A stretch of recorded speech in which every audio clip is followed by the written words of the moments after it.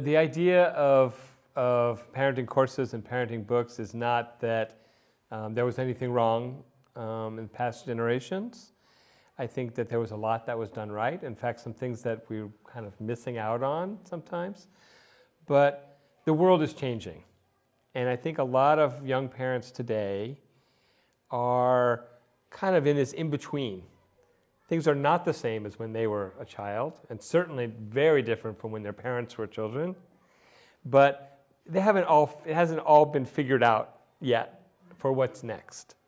And so parents now are in this in-between state. And I think it's helpful to think about, what do I want to keep from how I was raised and how my parents and their parents and their parents were raised? What are the traditions that are really good?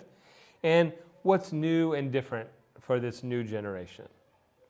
Because, you know, years and years ago, generations ago, we thought that, you know, having a king, you know, like the best thing would be like you have a king who's a nice king. Like, that's the best you could do, a nice king, right? A bad king is bad, but a nice king, that's good. And I think we've figured out more as societies have evolved that actually all human beings want to have a say in their lives and not just have somebody tell them what to do, even a nice person. And so the same thing has evolved in the family. It used to be the father's the boss, that's it. The mother's the assistant boss, like that's it. And children don't have any say.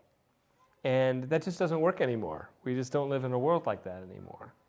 And when we grow up, when our children grow up, do we want them to go around looking for a boss to tell them what to do? Or do we want them to have a sense in themselves of what they know, what they think? And I think, of course, that's what we want.